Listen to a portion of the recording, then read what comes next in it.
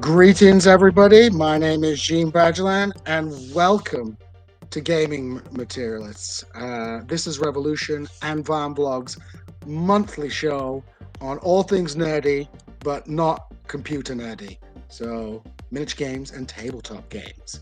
So, of course, as usual, I will be joined by my super co-host, the international man of danger, the Black Sean King, the one, the only C. Derek Varn. Hey, C. Derek Varn, how are you doing?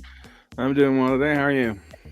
I'm doing good. I'm enjoying the beautiful sunny weather in Hull. Having a good time. Enjoying the first day of the Kurdish New Year as well. If you know that, it's Nowruz. So we're recording on Kurdish New Year. So Nowruz Pirozbe to everybody out there. But we will not be talking about the Equinox Festival of the Kurds, but instead we'll be talking about a subject very close to my heart. In fact, I'm wearing my original work shirt from Games Workshop because we're going to be talking today about Warhammer 40,000 and the Right, and we have a wonderful guest.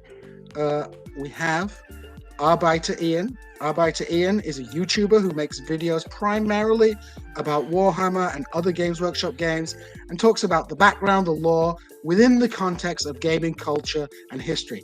And so my description, the way that I sold it to Jason, he is very much the Dan Larson of Warhammer. So welcome to Gaming Materialists, Ian. Thank you so much for coming on. Hiya, that's a great accolade. Thank you. Well, I've been very much appreciating your videos. I think you're doing some of the greatest Warhammer content out there because there's only two types of Warhammer content I like. Yours and there's the couple who do the videos about the old games. What are they called? Snipes and Weeb. Snipe and Web. Yeah, those two. Fantastic. Yeah, those guys. For me when I started.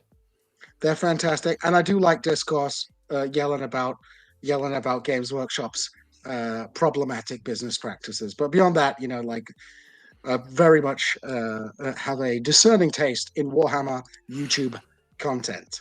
So we're talking. We're going to be talking about Warhammer and the Right today, and the reason I asked you on is because you recently made a video, and we're going to show a little clip of that. And the video was entitled "How to Solve a Problem Like the Imperium: How to Take Warhammer 40k Lore Back from the Right." So I'm just going to play a little clip for everybody, just to kind of give them a flavor of what you were talking about, and then we'll jump into a little bit about your YouTube channel, and then talk about what inspired you to pick the Warhammer Hornet's Nest. Pick this fight. Yeah, pick this fight. So let's show this video a bit. There we go. So 40k has a bit of a problem with its setting, right? Particularly with the portrayal of the Imperium of Man, the main protagonist. The Imperium of Man is meant to be the worst place to live imaginable, a horrible example of an interstellar empire. But despite Games Workshop stating that, there seem to be a vocal minority of the fan base who don't quite get the joke and seem to like the Imperium a bit more than they probably should. In this video, I'm going to suggest how Games Workshop could change that without retconning anything or losing any of the current impact of the setting.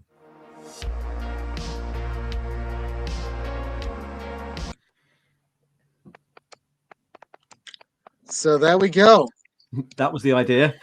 That was definitely that was a cannon shot across the bows of many a Warhammer fan, because when I saw that video I was like, oh my god, his comments are going to be amazing. But before we get to that, I do want to just get a little bit of background so that our viewers, who most of whom I would say are in the United States, have a little bit of an idea about you. So can you tell us a little bit about how you got into the hobby and what the heck inspired you to start a YouTube channel? Put my neck on the line. Yeah, no, absolutely. I should say that there's a good 30 years between those two events. Right. So it's a bit of a story. No, I started playing Warhammer when I was very young. Probably I'm 40, so I started playing probably the end of the 80s, start of the 90s. probably too young to really know what I was doing with Rogue Trader. A next door neighbor of mine who was a bit older introduced me to it.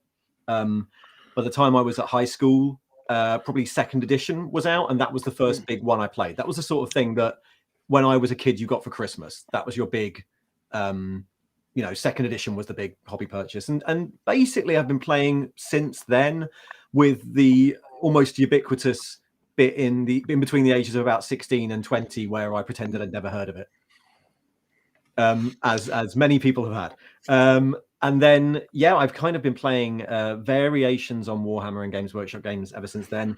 Obviously, I've also been playing Dungeons and Dragons and other games, as many of us do, and have picked up various things and dropped them over the years. Nowadays, I still do a lot of Warhammer modeling. I don't play 9th edition as much as previous editions, just because it's, I'm sure if you've tried playing it, it's a bit of a job to get into at the moment. Unless you're going to spend an awful lot of time doing it. But at the moment, I'm playing a fair amount of older versions of games. We're playing a lot of Underworlds, I've been playing Necromunda for years, been one of my favorite game systems. So all sorts of Games Workshop games, all sorts of other games, over about 30 years of hobbying. And then I guess YouTube channel's a bit of a different story. I entered lockdown, like many of us, a bit bored with nothing to do. My day job involves a certain amount of video editing and filming, and it always has for years and years. So editing and filming and After Effects and graphic software is something I'm really familiar with. And I was watching a few channels. I guess a series of events happened, one of which was me thinking, I'm bored. I bet I could do this. Let's see. Another one was seeing, I guess, a few channels which I thought were going in the right way for discussing Warhammer, and a bit of a gap in ways in which people don't discuss Warhammer online.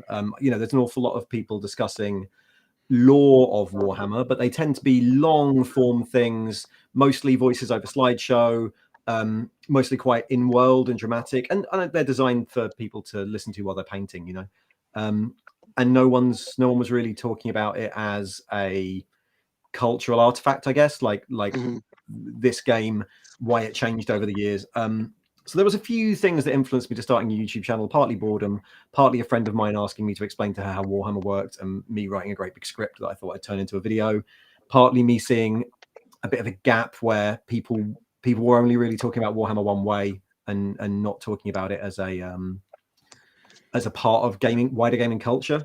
And then specifically there was a few things where we were starting to get an awful lot of people, I guess, trying to police. About the same time, Games Workshop was obviously diversifying its offering, and we were getting an awful lot of people, like in every nerd hobby over the last decade, trying to police, I think, Warhammer and declare that it was wrong to change anything, and declare that anyone who didn't like it should go elsewhere.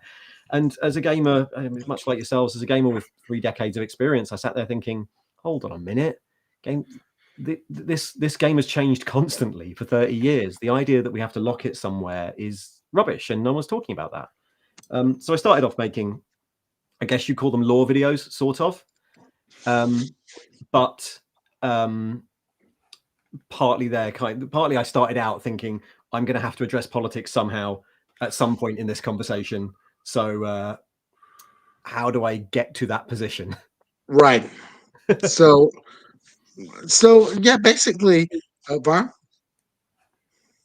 So, well, what I wanted to ask then is, just to set it up to people who are not super familiar with Warhammer, can you tell us a little bit about the origins of the 40K universe, and perhaps in a very, very, very short, broad brush sense, how it's changed, and what would you describe its aesthetic? And I want to say, right, my description of the Warhammer aesthetic is it's Dune foundation mixed in with Grange Hill humor and a dash of Flashman. That's my that's how it's very English.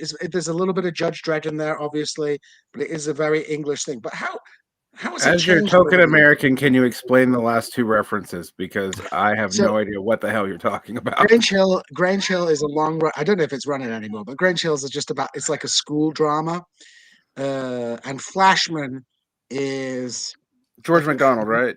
George yeah, MacDonald Frazier. Have you ever read any of the Frazier. Caiaphas Cain books? Yes. I have. Flashman is Caiaphas Cain is very much a take on Flashman, Flashman. except Yeah. Caiaphas Cain got is it. much nicer than Flashman. Got and and I would say, and we can probably get back to this.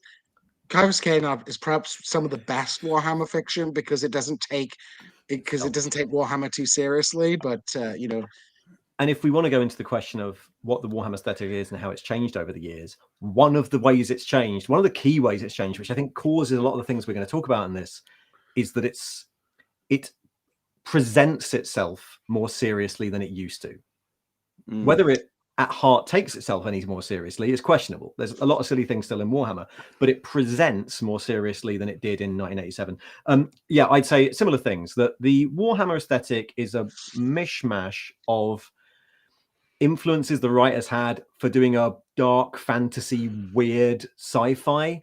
It's influenced by Dune. It's influenced hugely by 2000 AD.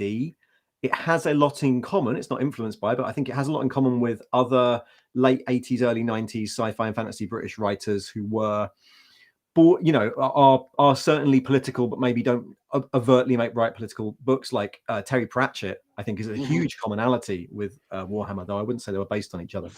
And then it has a mismatch of other ideas thrown into it, because the whole point of Warhammer is that you can play your space elves versus my space cowboys, or you can play your space World War II troopers versus my space football hooligans. Like it's designed to be a game where you can do that. So there's an awful lot thrown in there.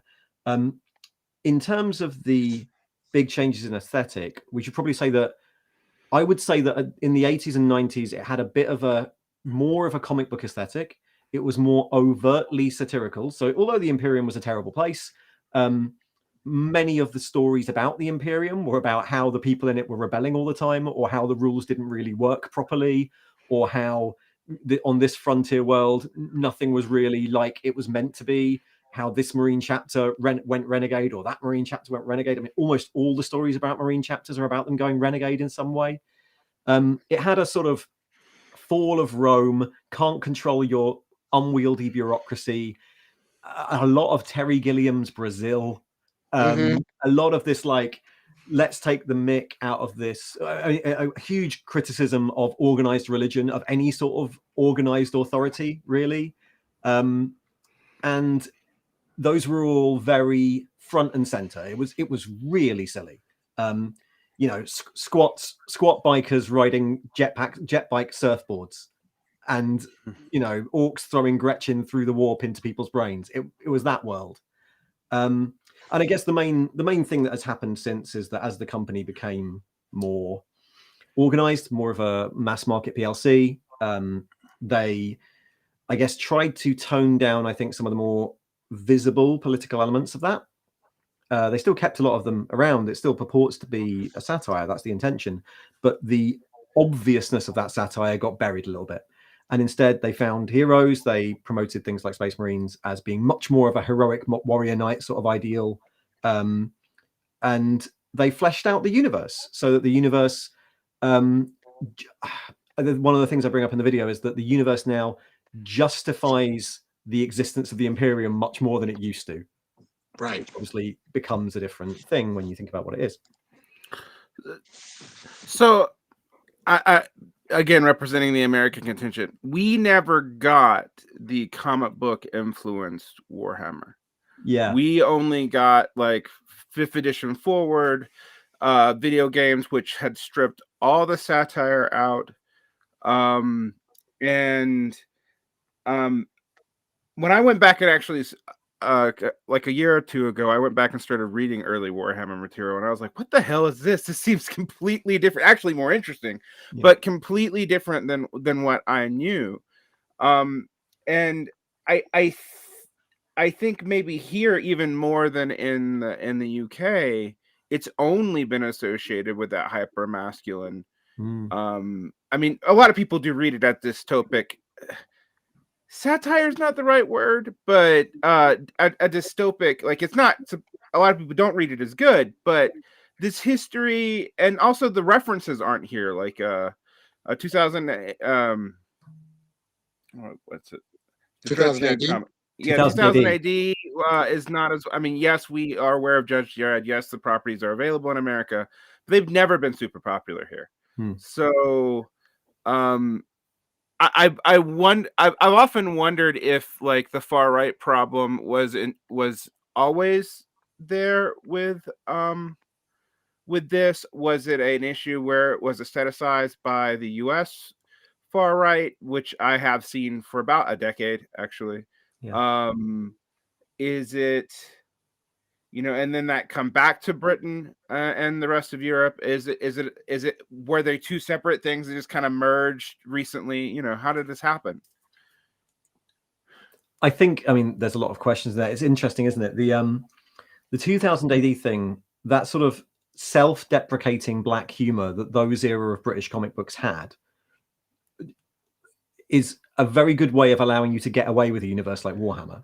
And when you take it away, you're right, you end up with a hypermasculine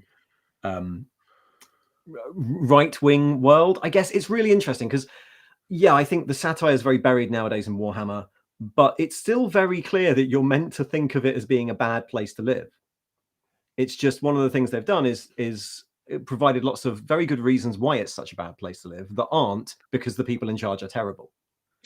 Right, and I think what I find also interesting is that most of the key individuals who created Warhammer are left or left-leaning people. I mean, people don't realize this, but like the orc warlord is named after Margaret Thatcher, right? I think there's a question about that, but there was definitely like old Warhammer Fantasy 80s supplements where the story was the heroic mining dwarves are being shut down by an evil political conservative political warlord, which is a massive British Tories versus the miners analogy for the 80s. That used to be a lot more clear cut. Yeah, but of course that's all lost now because even though a lot of the writers, and I follow them on Twitter, are definitely left-leaning writers. As they've expanded the world, like you said, a lot of things have been about justifying why the Imperium exists, rather than just looking at it as a terrible place to do. Because once you start fleshing out the world, you have to start. It has to make sense, right? It has to make sense, right? Yeah, and it's something that 2000 AD managed to avoid for years and years by having such an absurd world. The world of Judge Dredd is bonkers. And Games Workshop, I think, fell foul of by becoming a very big IP that needs to make some level of internal sense. They have a few ways of other videos where we talk about ways in which Games Workshop give themselves breathing space to write crazy IP and never have to completely wrap it all up. But in some ways they have to make it make sense. I also think there's a great point there that there's a few things that are different maybe between British and American culture which influenced it. One of the big influences, like there's a huge like metal album cover art influence of that sort of British fantasy art of the 70s and 80s, and of course the political spectrum in punk and metal music is quite different between the UK and the US, where in the UK it's very I think it would be right, I'm no scholar, but I think it would be right to say that punk and metal music in the UK, particularly in the 70s and 80s, was considered to be a more left-wing or an almost by default left-wing thing to be into. Right. And Games Workshop, people don't know this, but they had a record. Yeah, they had a record They had label. a record label. Metal bands on the record label. And I still listen to Bolt Thrower from time to time. You got it. Oh yeah, I know Bolt Thrower. Yeah, Bolt Thrower had like a whole Warhammer album and everything. So it was definitely, in the 80s, definitely Warhammer was kind of, I don't want to exaggerate too much, but it was punk. It was it was part of alternative culture. It was alternative culture, and it's become mainstream in the 90s, and that's led to some like Space Marines, as you noted. They were basically initially like just lunatics who were supposed to murder people, and now much more akin to something like Sardaukar from Dune. Mm-hmm. Right. Like chemically indoctrinated, crazy people who have been beyond humanity and barely controllable, which is why they're rebelling all the time. And then now they're like the Knights Templar, and all the lore depicts them as all these tropes of honor, which even if they are deployed in a kind of ironic sense, they end up reinforcing a right-wing worldview. And I think one of the things that I've noticed playing Warhammer in the US and playing in the UK is that a core of people in the US, and this is because of the nature of US society, they come from a military background, right? Yep. Like large numbers of military veterans that I know play Warhammer. So it's like there's a lot stronger direct military culture that comes into it, and that affects the way people play. That it's very competitive, but then also the way that they the way they interact with the law. And I think this even if the Space Marine warrior monk is supposed to be serving the evil empire, they take something, a lot of people on the right take something noble out of that. And I think there's something, I think we should be clear. I think that you're right that there's quite a difference as well in the way in which British and American culture view the military. Mm-hmm. Which is quite a big difference. I think there is more of a tendency here to think of soldiers as professionals who are doing a job rather than local heroes or something like that. Although I'm sure that exists, and I'm not saying that servicemen and women aren't. I think it's also worth saying that we're not saying here that Games Workshop shifted to promoting Black Templars because they wanted to promote a right-wing idea, or that even the idea of Knights Templar at all are inherently wrong or fashy or right-wing. It's just that the subtle change between these Space Marines are brutal and good at killing things, but it's awful to be one, and these Space Marines are brutal and good at killing things and religious fanatics, and it's still awful to be one, but they are really cool and they saved the galaxy. That's an important difference. And it's a difference that happened in the late 90s. Right. Yeah, very much. Go ahead. Fine. So I have one thing that I find interesting about when I hear British people describe to me their relationship with Warcraft is it's often associated with early childhood. Or not early childhood, but like the transition when actually the same time period that Americans would be introduced to D&D, like 13, 14, 15, 16 years old. Yeah. We have no association with Warhammer with that age group. I found this really interesting when I was listening to your article with Discourse, your podcast with Discourse. I never thought of that. But yes, because it's on the high streets here, it's the place. I remember basically being dropped off at the Games Workshop like a sort of early teenage crash while my mum went shopping. Yeah, I'm sure, Gene, you've had to deal with that. Yeah. Oh yeah, we had to deal with it. I mean, a lot of people who are very good friends of mine today are still really good friends. People I met playing Warhammer, and they went on to all different. Like one of my good friends, he's like a low-level executive at a debt collection agency. The other guy is the owner of Hull's premier strip club. It's like all kinds of people who you met at 14, 15 became your friends over time. You would meet in other contexts, but you'd be like, oh yeah, you play Warhammer, So it was definitely, I would say, a predominantly middle class thing. Definitely there were working class people who played Warhammer, and it was very easy to steal those blister packs off the side of the thing. Shoplifting in Games Workshop was a nightmare to deal with back in the day.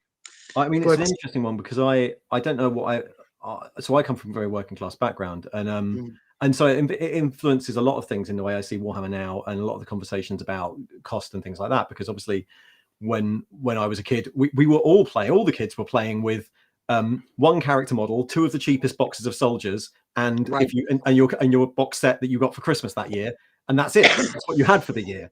And maybe after a month, you might get a blister pack with a chaplain in it. And that was it. You couldn't buy any more than that. That was how we played. So that sort of and of course there was no internet to see other people's 2,000 point armies. Yeah. So, you were restricted to what you got in White Dwarf that month, and that was your pocket money. So I don't want to wax lyrical about it. It's obviously much better and more accessible now, but it does influence. It was, there was. I remember playing at school with kids who obviously whose parents had more money to buy them Warhammer for Christmas, and they would win games because they had more than the 2 boxes of Chaos Warriors. But yeah, it was this. It was this phenomenon in the 90s that became very popular amongst early teenage boys, mostly, as gaming was in the 90s, was very male dominated, and yeah, that was a huge difference to the positioning of it within a market of established science fiction that was the case in America, or maybe the positioning of Warhammer within a market of Magic the Gathering already being a thing that had tournaments and gaming systems and friendly local gaming stores who sold it and wanted to encourage the sale of it, which happened when it hit America in the 2000s. Yeah, I think that's there is an important cultural difference, I think, in the way that tabletop gaming in general is played.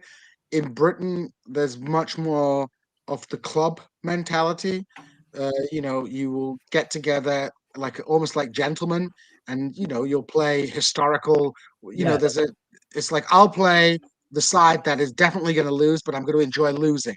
Whereas in America, Warhammer is like, I mean, one of the things that I find kind of sad about the way people play Warhammer now is when I was playing Warhammer, even into the 2000s, it was all about like your fantasy scenario, a story. You would do narrative. It's like, oh, my Space Marines are landing on this planet, and it was very much role play, right? Yeah.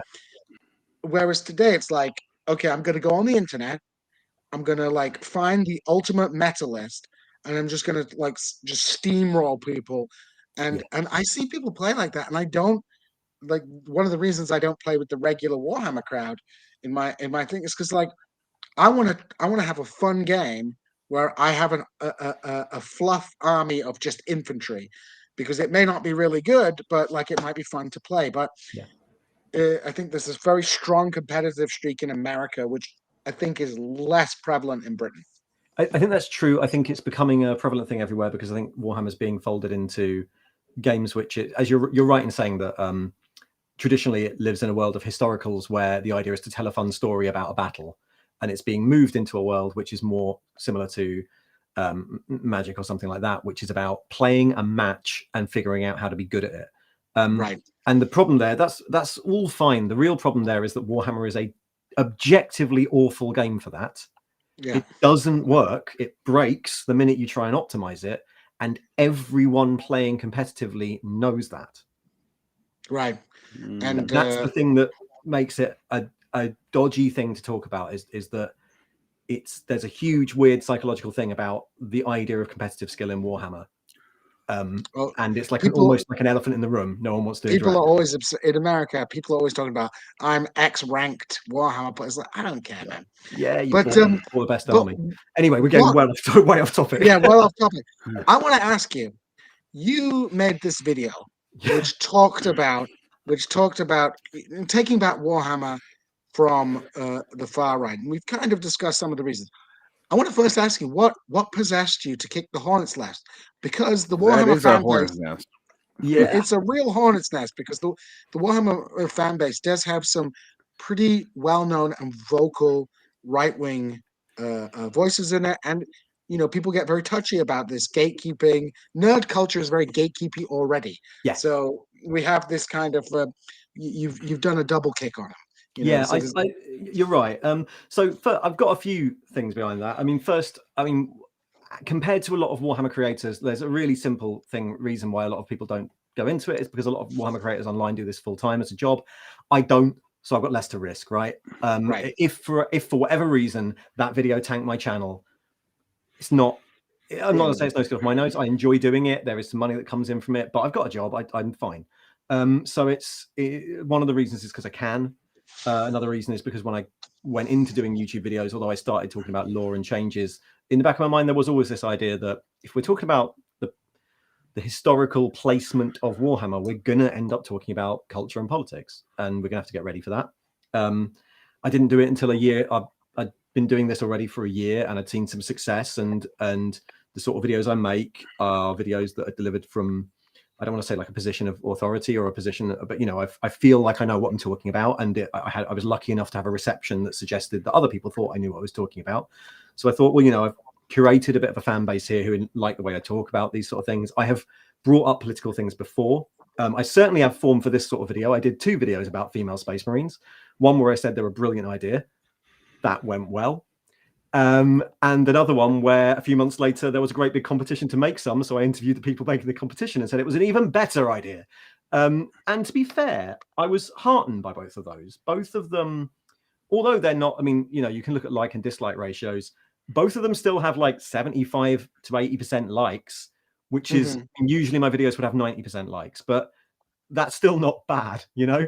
And yeah, they had hundreds of comments from people who were very, very angry and reactive, and then hundreds more from people being supportive or shouting those people down. So I did feel like after a while of doing it and getting a very good response, bringing up politics occasionally and mostly having people who agree with me and having a few people who disagree with me, which I got used to and that's not a major problem for me.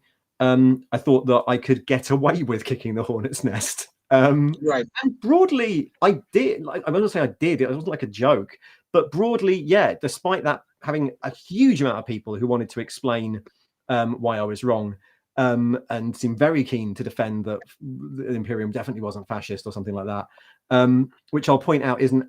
I was quite careful when making the video that I don't go into whether the Imperium is fascist or not, and I do it in a... I don't just moan for 20 minutes. There is a constructive point, which is how Games Workshop could very simply change a few facts of the background in a way that's constructive, narratively leads on from what they've got, doesn't really change anything, but solves that attraction issue. So I want to say that. But yeah, broadly, the video is still sitting at like 77% likes. Well, that's good. Yeah, so what fine. would you say? What would you say then? For those who haven't seen the video, and I put the video link in the doobly-doo, as they say, so you can check it out. So in the bottom, what would you say is the crux of the attraction of the Imperium to the far right? We've talked about the kind of warrior honor aesthetics, but more generally, yeah, why is the Imperium? You know, why are there people making Trump Emperor of Man memes? Yeah, I think there's a couple of things there. The absolute simplest one, the simplest answer to that we've kind of already touched on, is that Warhammer presents one single human faction who are undeniably awful, like they're meant to be presented as bad. They are a roll-up of bad tropes throughout history. There's elements of, you know, Marxist Leninism in there. There's Soviet communism. There's elements of there's a huge amount of elements of genetically interesting Nazism there. That's a wrong way to say that, but I couldn't think of the right word. You know what I mean? There's an awful lot of oppressive religion, bureaucratic states. There's an awful lot of bad things all rolled into it. We know the Imperium is kind of meant to be a terrible place to live. And the big thing Warhammer, unfortunately, has, I think, written itself into a corner with, is that it has then provided a load of reasons why that has to be the only way. And in very simplified language, what that does is tell people that sometimes fascism is the only way. Sometimes a threat is so big that you must be an authoritarian dictator is the only strong way to resolve that, which in our history is not true. Everyone who's tried that has lost. But it's a very attractive idea if you already think that extremely strong, you know, ethnocentric governments are a good idea. Yeah. So basically, you know, it's either the Imperium, which is bad, or we're all going to get eaten by demons. Pick your poison. Which is exactly what every fascist dictator has said. This may be bad, but the other people are worse. So that's basic. They've given us a kind of binary, which there's no kind of gray space in between it. So what do you expect people to take away from it? Yeah. So what was the response to the video like? How did, you know, we've talked, you know, you said most people were generally positive, but unlike the female Space Marines where there's plausible deniability, like you're like, look, I'm not talking about politics, I'm just talking about female Space Marines. Yeah. with this one, there's no plausible deniability. So what's the response been like to your criticism that this binary is problematic? There's been a few broad themes. I must say, basically, generally the response is good. People are like, there's a few people are like, you shouldn't change the background. There's a few people coming from a point of view of going, we shouldn't need to change our background to suit a minority. And we should point in going, it is a minority. We're talking about a very small number of people, some of whom are probably YouTubers. But it's a big enough minority. And I think this is my point of concern. It's a big enough minority that Games Workshop themselves have had to release major press statements decrying it. So although we all know that it's a tiny, tiny minority of people who feel this way and that are suckered in and maybe either choose not to treat it like satire, although that is a big enough minority to give Warhammer a bit of a bad name in the tabletop gaming community. So we got some people going, even though this might need to be changed, I don't see why we should change our game for a minority of horrible people, which I think is a valid response. I then got an awful lot of people telling me that the Imperium was communist and not fascist, which I would, again, I don't want to, we keep going on about differences in American and British politics. I would guess a lot of those people are American, and I would guess they are people who, when they say communism, they see Stalinist Russia. Obviously, my point And there, they see that their notion of communism is when the government does something. Yeah, that's communism. It comes from a history of, a long history, a 70-year-old history now of communism being the big bad in America. Right. There's also a deliberate like equation of fascism and communism in the United States. It has also about a 50-year history, so it makes sense that you'd see people be like, "No, commie."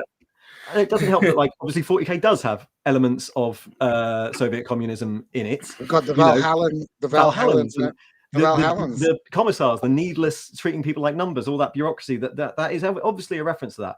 But I think we got a lot of people saying it's communism, to which my response is very simple, which is that the Imperium is definitely not trying to dismantle the bourgeoisie for the sake of the workers. There's a definition to what communism is, and the Imperium isn't it. On the other hand, there's multiple lists of what fascism is, and the Imperium matches a lot of those things on those lists. We got a lot of people saying, no, it's a feudal society. There's a train of thought that would argue that feudalism and fascism aren't that different. That's a branch of political philosophy.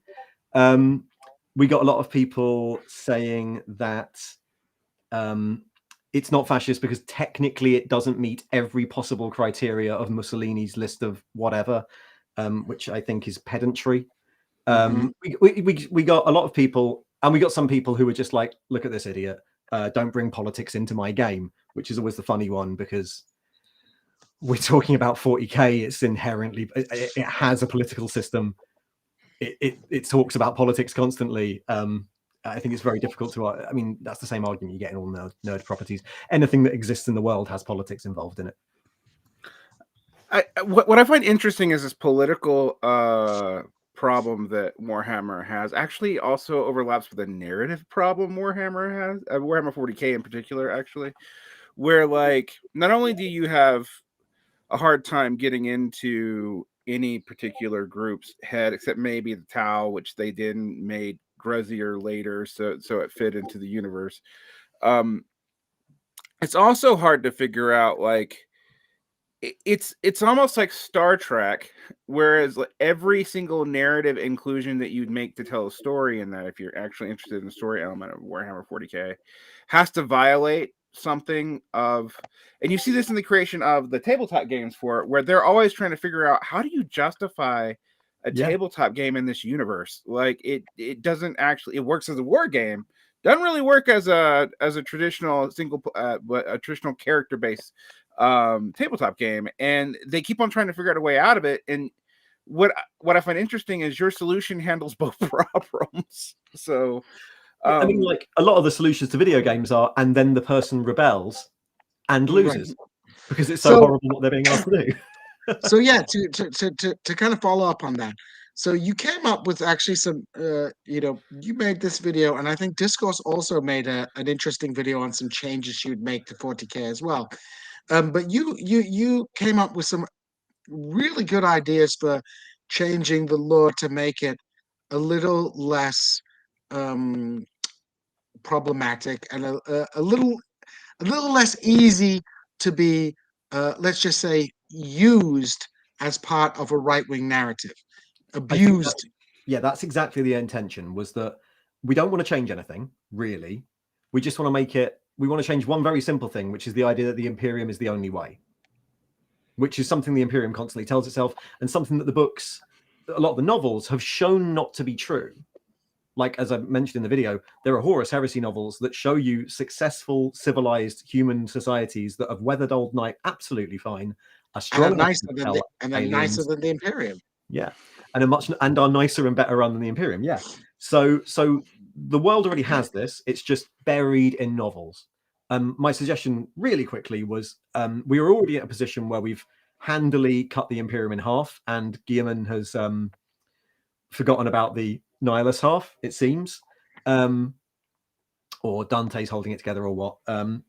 So you're already in a position where you could do a sort of fall of Rome scenario, which is the Imperium that we all know has been beleaguered and almost on the point of losing for years and years, has to retreat a bit, get a bit smaller. And on the other side of the rifts, other human arrangements have to happen, which could be just as bad. They could just be just as bad in different ways. So you end up with a world where you can have more human factions that are anti-Imperium, that you could play with all the politics of that, how much lip service they give to the Imperium, how much they say they're definitely still Imperial while becoming a mercantile empire or something like that. You can play with all those fun things that we got back in the early Horus Heresy series. And all you do there is you keep the Imperium just as bad. You keep them the main big bad. You keep them the same as you used to. But now you've got a foil that proves that they aren't necessarily the only way to win. I think that's smart, because also I've always found, and I don't know if you agree with this, because the lore of the Warhammer 40,000 universe seems to was created in a haphazard manner with many different people over an extended period of time.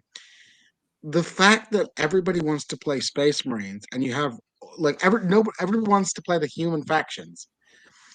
The fact that they're all supposed to be allied together against everybody else doesn't make for a good narrative war game.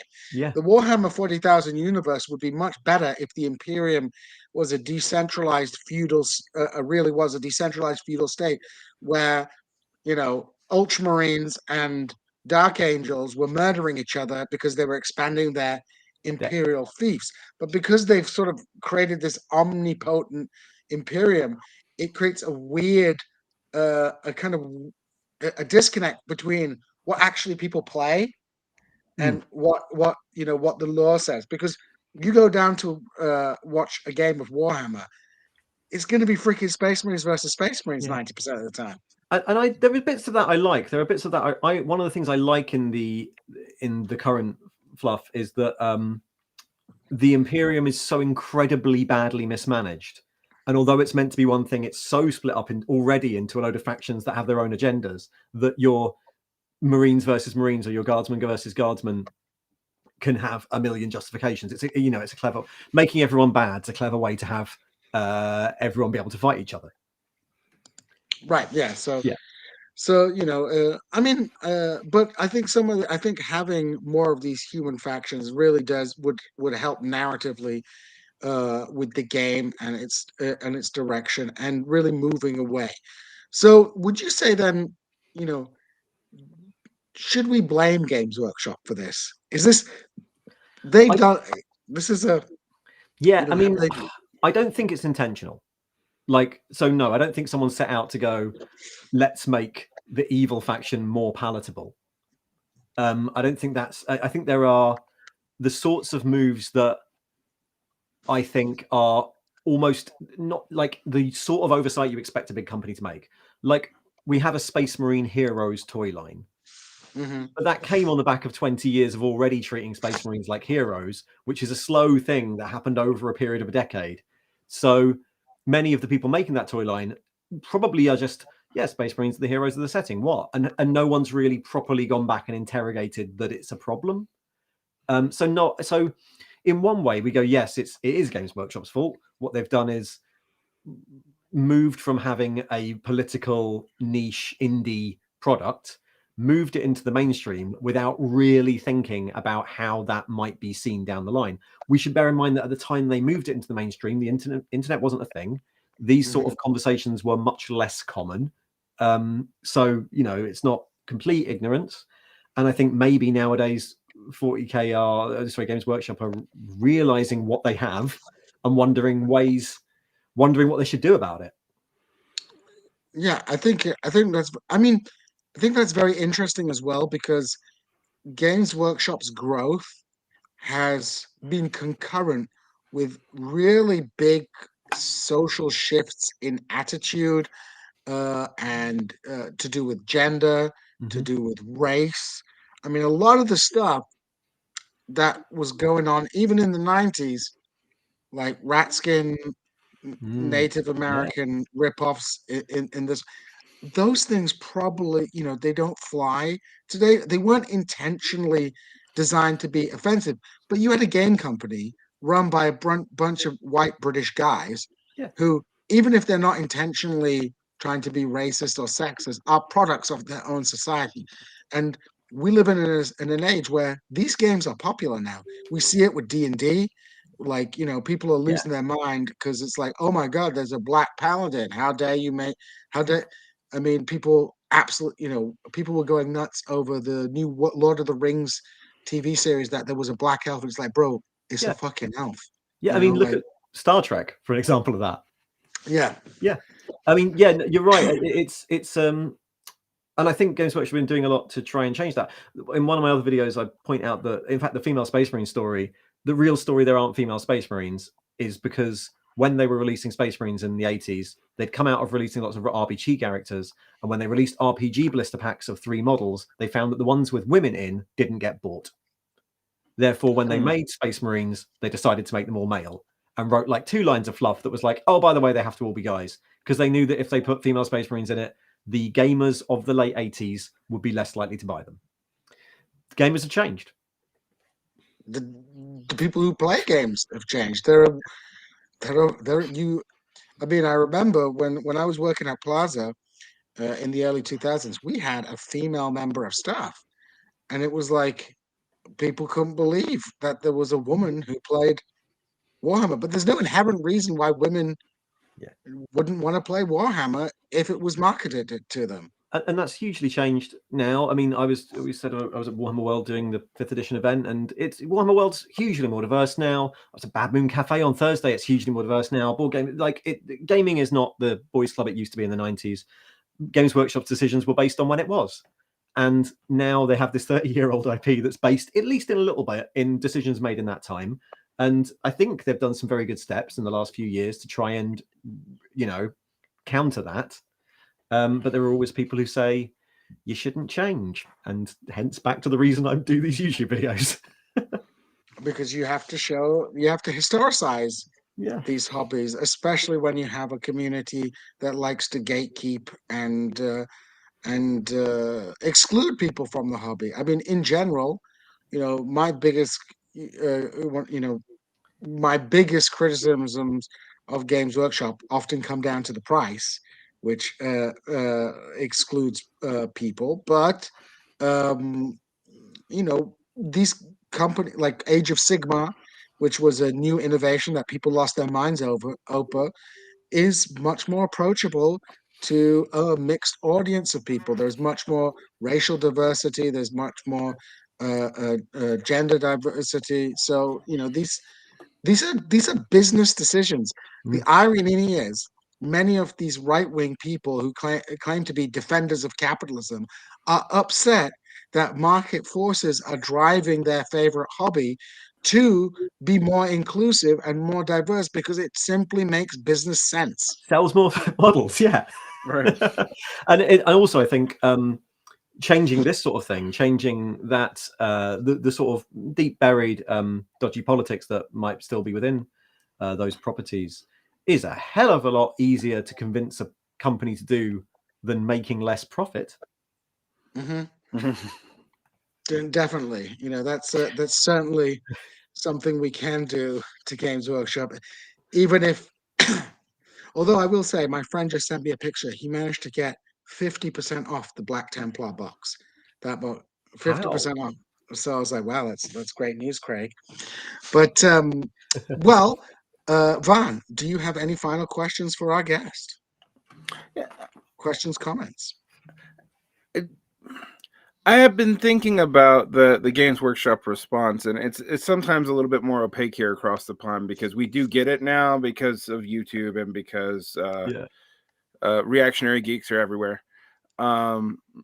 But one of the things that I find interesting about it is that the statements that Games Workshop has made are totally consistent with what you see Wizards of the Coast do or any of the other big, huge gaming things in America. But those other games actually have changed their games. Like there's been massive, as we've been talking about, there's been massive changes to D&D. Game world, flexibility of the world, even stuff that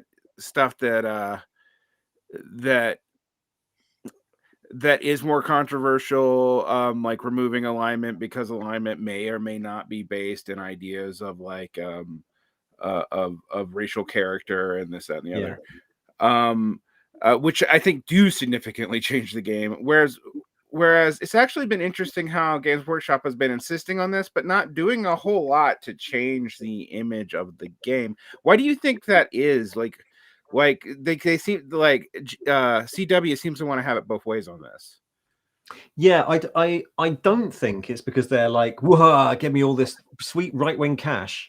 I don't think it's that. I think it's much more just, I think it's probably a mix of knowing they have something that sells and not being completely sure about how they change that without alienating a lot of people, which is why I wanted to make a video that suggests a way.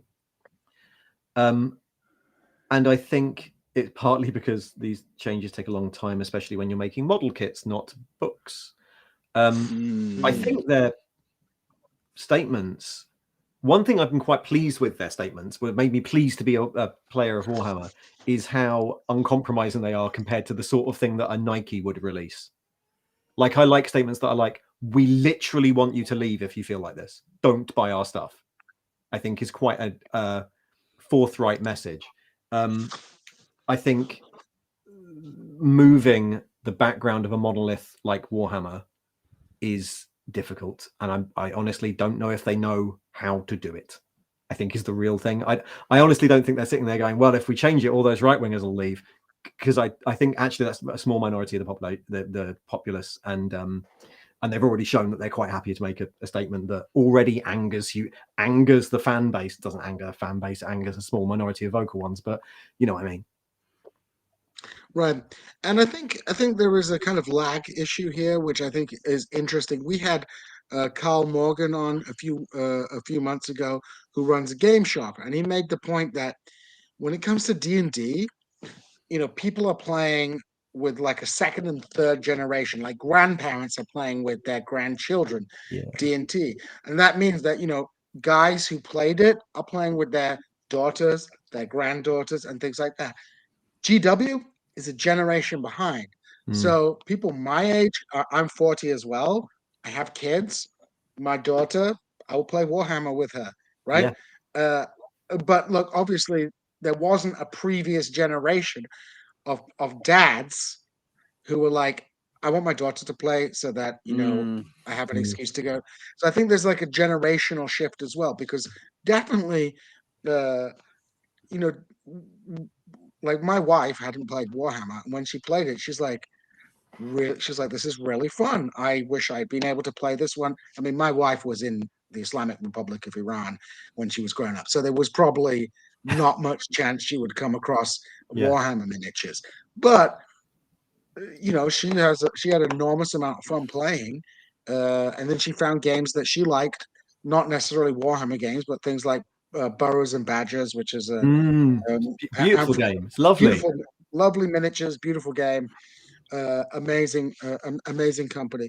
There's lots of but miniature gaming is something that everybody can enjoy, and I think Games Workshop will probably change more and more as the demographic of people who are playing. I think already we're seeing far more women involved in Age of Sigmar, and so long as Warhammer 40k doesn't maintain this kind of toxic dude bro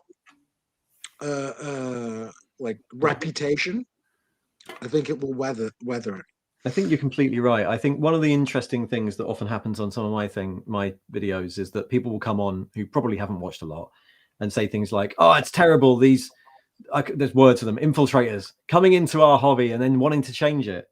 And you go, guys, the reason it's changing is because we all thought it was cool when we were 15, right? And now we're 40, and we don't. And it's a different world. It's a different world, and our attitudes change, and I think that's a positive thing.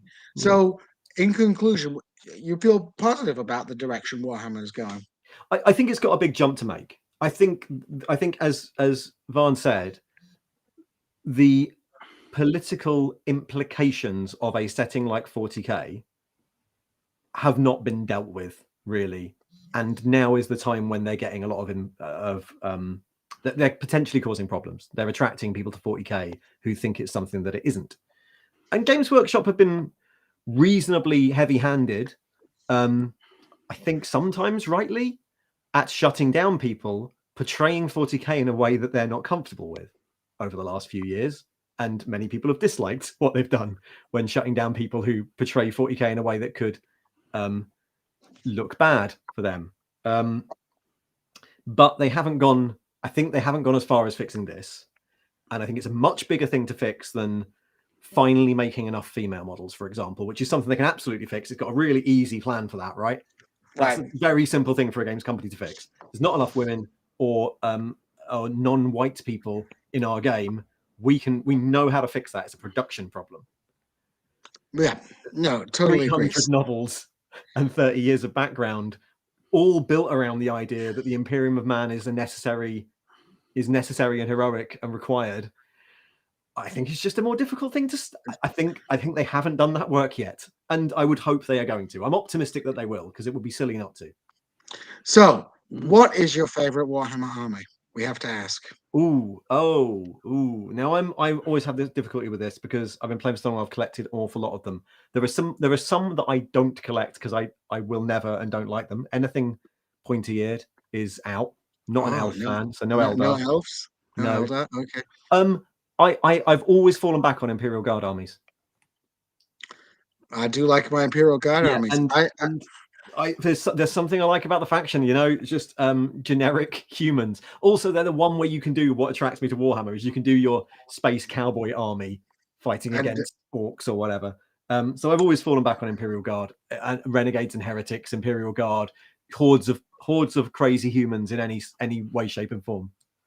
Well, I have a huge. Do you know the microcosm miniatures, the squats? Yeah, the macrocosm squats. I've got some of those. I've got tons of those for an Imperial Guard army, so I'm excited to finish painting them up when I get to America. And so another final question: favorite Warhammer novel?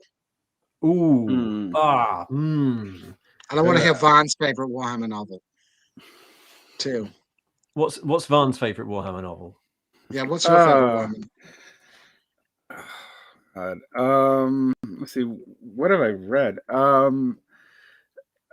Let's see. I like the Mage Storm, but that's Warhammer. That's not Warhammer 40k. That's okay. And I liked let's see. I remember liking the Space Wolf books when I read them 15 years ago to try to figure out what the hell Warhammer even was, because like I said, in the late 90s, we kind of knew about it in the United States, but like not really. And it was prohibitively expensive. Like, because not only is it Games Workshop, it's also import duties and tariffs. So like, which is no longer the case anymore. But so I think my actual first exposure to Warhammer was probably the Space Wolves novels from the late 90s.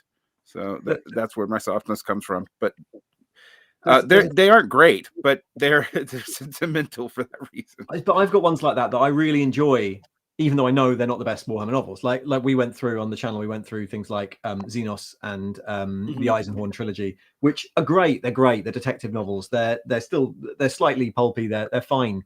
I think there have been better novels since. I think there's a short list of things like Spear of the Emperor, which I think honestly portrays Warhammer about as with exactly the right level of darkness and lack of hope, whilst allowing you to experience all the things that you're meant to experience in Warhammer, but just not sensationalize them. I've been enjoying the so Spear of the Emperor. You would say is, I very much like the Eisenhorn trilogy. I think it's fun. It's a good one for people who are not into Warhammer because it really has that. It really has that. Whenever when I read it, I was reading. I reread it in America not so long ago when the new Eisenhorn came out. And I just remember it made me homesick because, he was talking about Gudrun, and I'm like, this is just Devon. He's just talking about space Devon. And I'm sitting there. What's the oh god, you're gonna have to cut me here because I've forgotten what I was gonna say. Damn. It's Space Downton Abbey is where he lives in Gudrun. Yeah, he lives in Space Downton Abbey, exactly. Yeah. And then you've got Cyphers Kane, which I read actually Cyphers Kane Warhammer books when I used to live in Turkey. Warhammer, you could get Warhammer books from the very fancy bookshops. So I got the Cyphers Kane ones. I really enjoyed those ones.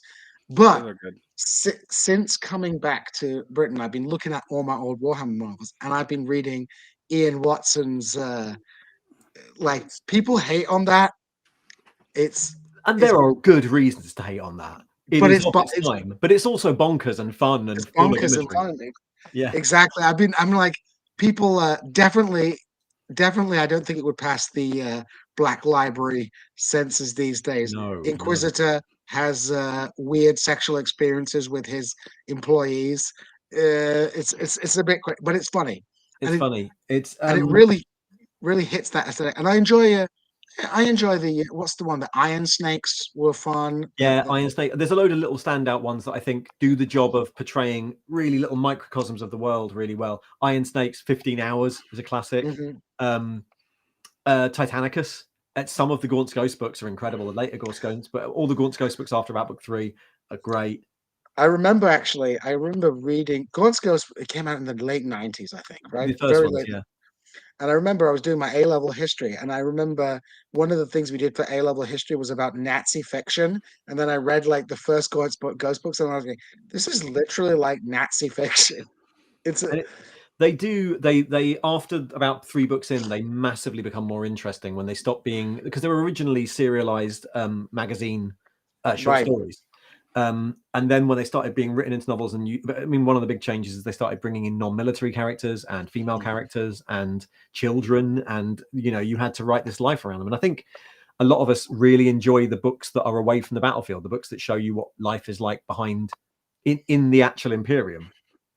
Yeah. Well, I want to thank you, Ian, for spending time with us today. It's been a real pleasure and a real honor to talk with you. And we wish you the best of luck with your channel. Have you got anything you want to plug? Anything to coming up exciting that we can get a scoop on?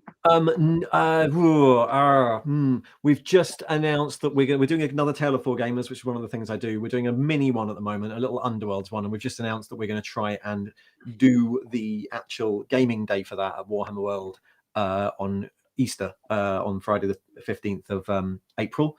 So if anyone plays Underworlds, then they're welcome to come down and play, and happens to be near Nottingham.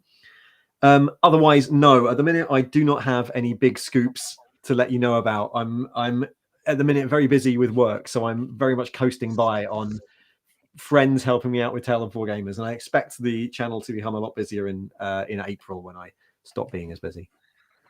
Awesome. Varn, anything to plug?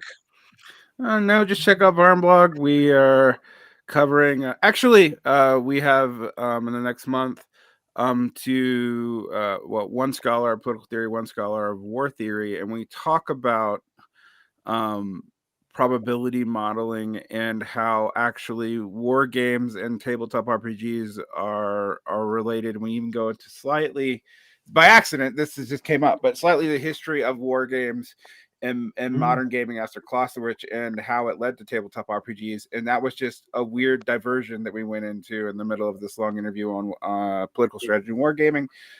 So just so people know, it actually does show up in other places in your life. We don't just go over this because it's fun.